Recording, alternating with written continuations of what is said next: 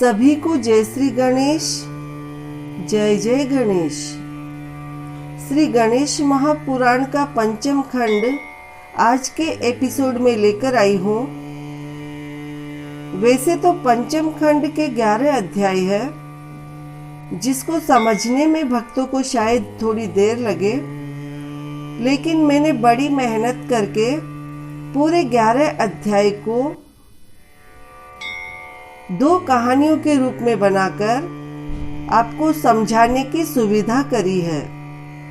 तो आज के पहले भाग की पहली कहानी सुनते हैं गणेश महापुराण के पंचम खंड में।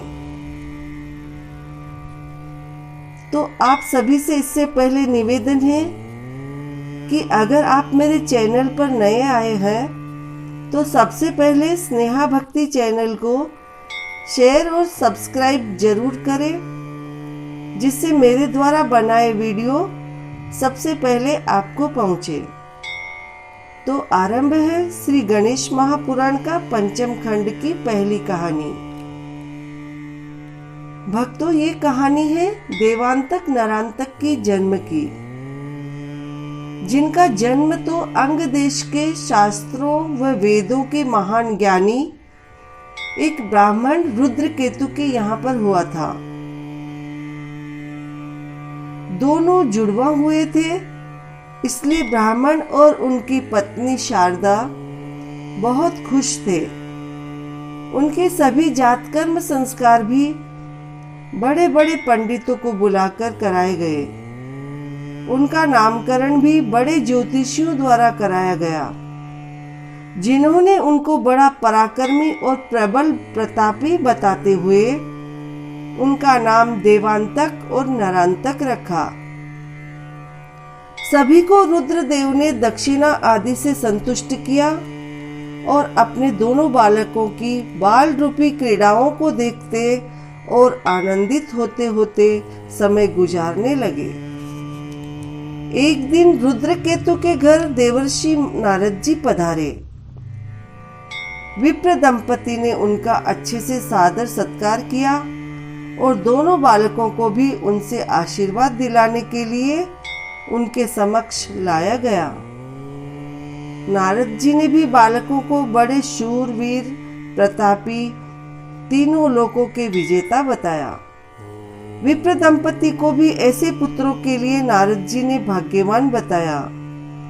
विप्र दंपति ने नारद जी से कहा कि आप मेरे बालकों को दीर्घजीवी होने व शत्रुओं को पराजित करके तीनों लोकों में प्रसिद्धि पावे, ऐसा आशीर्वाद देने की कृपा करें। ऐसी प्रार्थना सुनकर नारद जी ने कहा कि यदि ये बालक तपस्या से शिव जी को प्रसन्न कर ले तो इनकी सभी मनोकामनाएं पूरी होगी। ऐसा कहकर नारद जी हरिगुण गान करते करते ब्रह्मलोक को चल पड़े। थोड़ा समय बीतने के बाद दोनों बालक बड़े हुए और माता पिता की आज्ञा लेकर शिवजी को अपनी तपस्या से प्रसन्न करने वन में चले गए। वहां उन्होंने घोर तपस्या यानी भोजन पानी त्याग कर एक पांव के अंगूठे पर खड़े रहकर तपस्या करने लगे। उनका शरीर तो कृश हो गया, लेकिन मुख का तेज बढ़ता गया। तपस्या करते करते 10,000 वर्ष व्यतीत हो गए तो शिवजी का सिंहासन हिलने लगा।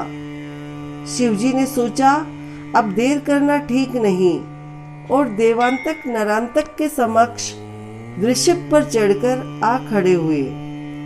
शिवजी के पंचमुख त्रिलोचन, 10 भुज और शीश पर गंगा तथा माथे पर अर्धचंद्र, इस रूप को देखकर पहले तो खुशी से नृत्य किया दोनों ने, फिर उनके चरणों में धरती पर लेटकर भक्ति भाव से उनकी स्तुति करने लगे। भगवान शिवजी की कई तरह से उन्होंने स्तुति की। यह देखकर शिवजी ने दोनों से कहा कि विप्रतनियों, तपस्वियों, मैं तुमसे प्रसन्न हूँ और तुम मुझसे वर मांगो। फिर दोनों शिवजी से निवेदन करने लगे कि हे देवाधिदेव, जगदीश्वर, आप हमें ये वर दीजिए कि कोई भी मनुष्य, यक्ष, राक्षस, देवता, देवाधिदेव इंद्र, गंधर्व, किन्नर, भूत, पिशाच, पशु, ग्रह, नक्षत्र, सर्प, कृमि, कीट आदि किसी के भी द्वारा हमारी मृत्यु नहीं हो और तीनों लोकों का राज्य बिना भय से कर सके। शिवजी ने दोनों के सिर पर हाथ फेरा और कहा, तुम्हारे सारे अभिष्ट पूर्ण होंगे और तुम तीनों लोकों पर भय रहित शासन करोगे। दोनों भाई प्रसन्न हुए और अपने घर आकर अपने माता पिता को भी वरदान की जानकारी दी, जिसको सुनकर विप्र दंपति बहुत खुश हुए। कुछ दिन तो माता पिता के साथ सुख पूर्वक दोनों भाई रहे। फिर दोनों ने सलाह मशवरा करके ब्राह्मणों को भोजन खिलाकर आशीर्वाद पाकर आपस में बात करने लगे कि अब हमें शिवजी के वरदान का फायदा उठाना चाहिए। अब हमें तीनों लोकों पर आक्रमण करके उनको अपने अधीन कर लेना चाहिए। दोनों भाइयों ने वर के बल पर तीनों लोकों पर चढ़ाई की और सबको बाहर निकालकर स्वर्ग, पाताल और नागलोक पर अपना अधिकार जमा लिया।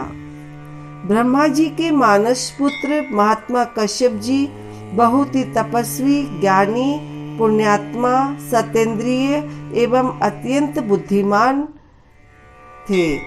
उनकी पत्नी अदिति भी परम सुशील होने के कारण पति की अधिक प्रिय थी। देवराज इंद्र और अन्य देवगण उन्हीं की कोख से उत्पन्न हुए थे। इसलिए तीनों लोकों में सभी को पता रहे देवांतक व नरांतक ऊपर बड़ा क्रोध आया और उनको उनका कैसे निवारण हो इसके संबंध में अपने पतिदेव से वार्तालाप करने लगी। अगर मैं किसी तरह भगवान श्री हरि को पुत्र रूप में प्राप्त कर लूं, तो इस संकट का निवारण सहज ही हो सकता है। रोज की पाठ पूजा खत्म करके महर्षि ने कहा कि वे माया से परे फिर भी माया का विस्तार करने वाले परमात्मा कठिन तपस्या के बिना कभी प्राप्त नहीं हो सकते। माता अदिति ने महर्षि से अत्यंत जिज्ञासा की और निर्देश देने को कहा कि मुझे कौन से ध्यान व मंत्र का जप करना होगा। महर्षि, आप मुझे जरूर बताएं। महर्षि ने बताया कि साध्वी एकाग्रचित्त से भगवान विनायक की उपासना से तुम्हारा अभिष्ट सिद्ध हो सकता है। फिर माता अदिति ने वन में जाकर 100 वर्ष तक घोर तपस्या की, बिना अन्न जल ग्रहण किए। इधर माता अदिति के घोर तप से उनके पुत्रगण देवता भी भयभीत हो गए। उनको भी नहीं समझ आ रहा था कि माता अदिति ऐसा घोर तप क्यों कर रही है। इधर भगवान माता अदिति की तपस्या से प्रसन्न होकर उनके समक्ष प्रकट हुए। करोड़ों सूर्यों की प्रभा के समान अत्यंत तेजस्वी, कामदेव से भी अधिक सुंदर, 10 भुजाओं और कानों में विशिष्ट प्रकार के कुंडलों से सुशोभित, अपनी दोनों पत्नियों रिद्धि सिद्धि के सहित, कंठ में मोतियों की माला, हाथों में कमल और परशु लिए हुए, कमर में सोने का कटिसूत्र, मस्तक पर कस्तूरी युक्त तिलक और नाभि देश में सर्प धारण किए हुए सुशोभित भगवान विनायक खड़े थे। माता अदिति ने ऐसा रूप देखा तो भयभीत होकर मूर्छित हो गई। मूर्छा दूर होने पर उन्होंने उनके चरणों में प्रणाम किया तो विनायक ने अमृत वाणी में कहा, उठो माता, अपना अभिष्ट वर मांग लो, मैं तुम्हारे सामने खड़ा हूँ। माता अदिति ने कहा कि हे देवेश, आप मुझे अभिष्ट देना चाहते हैं तो आप मेरे पुत्र रूप में प्रकट होने की कृपा करें और दुष्टों का संहार करें और साधुजनों की रक्षा करें। भगवान विनायक ने तुरंत ही माता अदिति को वर दे दिया कि तुम्हारी कामना पूर्ण होगी। मैं तुम्हारे पुत्र रूप से प्रकट होकर साधु जनों की रक्षा करूंगा और दुष्टों का विनाश करूंगा। माता अदिति धन्य हो गई, विनायक को प्रणाम किया और पतिदेव के पास पहुंचकर वर प्राप्ति का वृत्तांत कहा, जिसे सुनकर महर्षि भी आनंद विभोर हो गए। अगर कोई वर प्राप्त हो तो उसका सदुपयोग करना चाहिए, लेकिन देवांतक और नरांतक ने तो वर पाकर तीनों लोकों में अपना आतंक फैला दिया।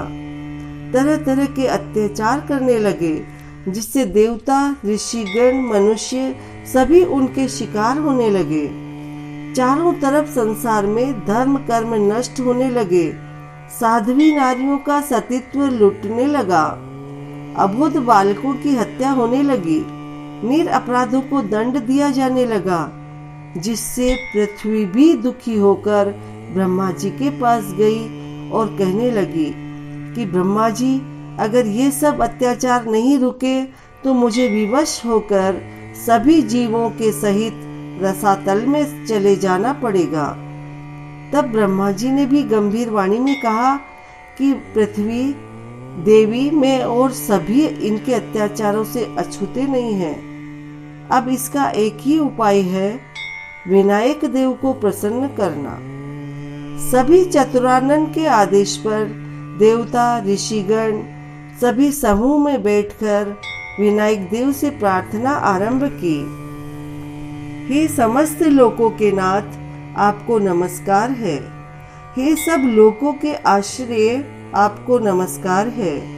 हे समस्त सृष्टि के रचयिता और संहारकर्ता, आपको नमस्कार है। हे देवताओं के शत्रुओं का नाश करने वाले एवं भक्त जनों के पाप दूर करने वाले विनायक देव, आपको नमस्कार है। हे प्रभु, आप अपने भक्तों द्वारा की गई थोड़ी सी भक्ति से प्रसन्न होकर उनका पोषण करते हैं, आपको नमस्कार है। आप निराकार, परे से भी परे, ब्रह्म रूप, क्षराक्षर से अतीत, सत्यादि गुणों से अनुग्रह किया करते हैं, आपको नमस्कार है। आप निरामय, निरंजन, दैत्यों का मर्दन करने वाले, पूर्ण काम, नित्य, सत्य, सदैव परोपकारक तथा सर्वत्र समान रूप से व्याप्त रहने वाले हैं, ऐसे आपको हमारा बारंबार नमस्कार है। इस तरह सभी ने विनायक देव को करुण प्रार्थना से प्रसन्न करने की चेष्टा की, साथ ही देवांतक नरांतक के अत्याचारों से अवगत कराया, उनका संहार कर देने का निवेदन किया।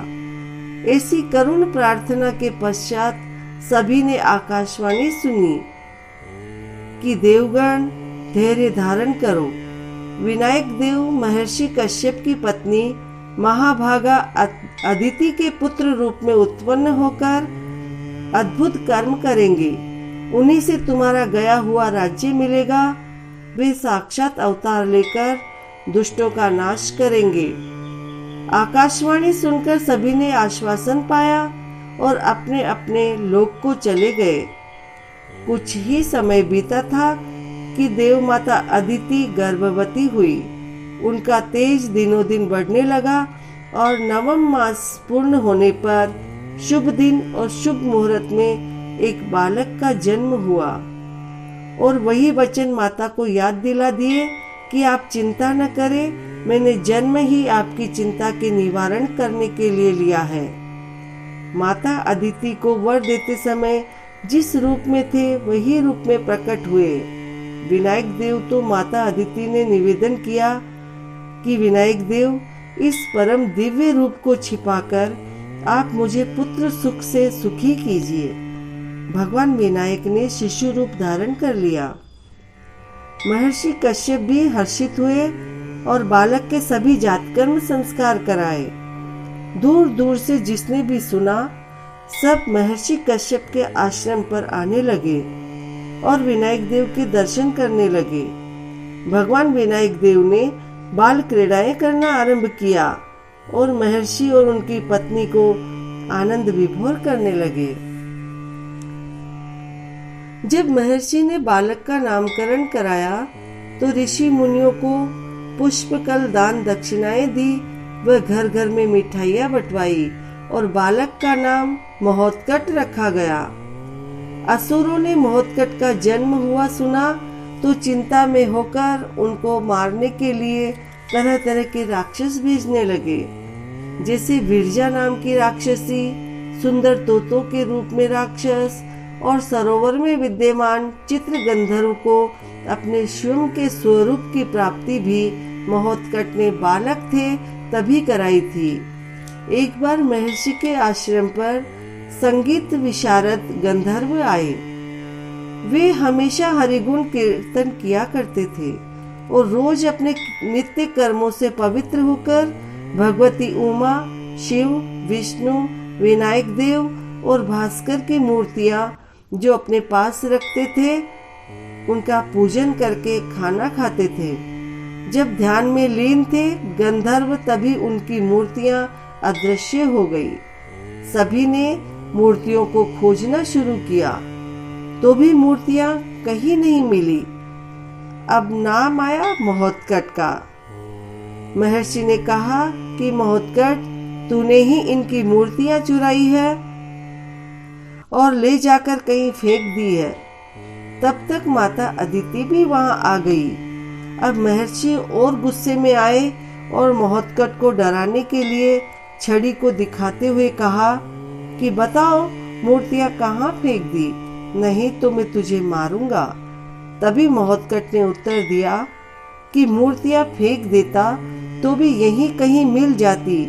अगर आपको संदेह है कि मैं उन्हें खा गया हूँ तो मेरा मुख देख लीजिए। ये कहकर अपना मुख खोल दिया। मुख के अंदर का दृश्य देखकर माता अदिति तो मूर्छित हो ही गई और अन्य सभी आश्चर्यचकित रह गए। सबने बालक के मुख में कैलाश सहित शंकर, वैकुंठ सहित विष्णु, सत्यलोक सहित समस्त पृथ्वी, 14 भुवन, सभी लोकपाल एवं 10 दिशाओं में विद्यमान अद्भुत सृष्टि देखी। सभी मौन थे। कश्यप जी सोचने लगे कि ये तो साक्षात जगदीश्वर है। इनको छड़ी दिखाकर मैंने कैसा अपराध कर डाला। फिर गंधर्वों से कहा कि आप ही बताइए मैं क्या करूं। बालक को दंड देना भी मेरे वश में नहीं है। इतने में माता अदिति की भी मूर्छा दूर हो गई और अपने बालक को उठाकर भीतर ले जाकर दूध पिलाने लगी। गंधर्वों ने महर्षि से कहा कि मूर्तियां चोरी होने में आपका कोई दोष नहीं है, तो भी जब तक वो नहीं मिलेगी तब तक आपके द्वारा प्रदत्त अन्न, फल एवं कंदमूल आदि हम कुछ भी पदार्थ ग्रहण नहीं करेंगे। महर्षि देख रहे थे कि गंधर्व बड़े दुखित हो रहे हैं, लेकिन मूर्तियां प्राप्त कराना मेरे वश में नहीं है। इतने में ही कुछ ऐसा चमत्कार देखा सभी ने। खास गंधर्वों ने देखा कि महोत्कट वहां आ खड़े हुए हैं। वे कभी भगवती उमा, कभी विष्णु, कभी विनायक और कभी सूर्य अलग अलग रूप में दिखाई दे रहे हैं। वह एक ही बालक क्षण क्षण में पंचदेव के रूप में साकार दर्शन दे रहे थे। इसके पश्चात गंधर्वों ने बालक के अनेक रूप देखे, कभी पंचदेव तो कभी विश्व रूप और कभी भयंकर रूप। इस प्रकार उन्हें विनायक तत्व का पूर्ण रूपेण साक्षात्कार हो गया। महर्षि कश्यप के यहाँ आकर वह धन्य हो गए। उन्हें सहज में ही परमात्मा के दर्शन प्राप्त हो गए। उन्होंने महोत्कट की भक्ति भाव से स्तुति करके महर्षि को धन्यवाद देकर सहर्ष उनका भोजन ग्रहण किया। फिर बारंबार महोत्कट के चरणों में प्रणाम करते हुए और महर्षि और माता अदिति की प्रशंसा करते हुए कैलाश की ओर चल दिए। भक्तों, पंचम खंड में अनेक अनेक आश्चर्यचकित कथाएं होने के कारण मैंने पंचम खंड को 2 भागों में व्यक्त करके उनकी कहानियों को बनाया है। तो ये था गणेश महापुराण का पंचम खंड का भाग पहले की कहानी, जिसको आपने सुना। पंचम खंड का दूसरा भाग की दूसरी कहानी अगले एपिसोड में प्रस्तुत करूंगी, जिसको आप अच्छे से ध्यान से सुनेंगे। अगले एपिसोड की प्रस्तुति तक जय श्री गणेश, जय जय गणेश। भगवान गणेश जी आपको सुखी रखे, निरोग रखे, संपन्न रखे। इसी कामना के साथ सभी बोलेंगे जय श्री गणेश। जय श्री गणेश, जय जय गणेश। जय श्री गणेश, जय जय गणेश।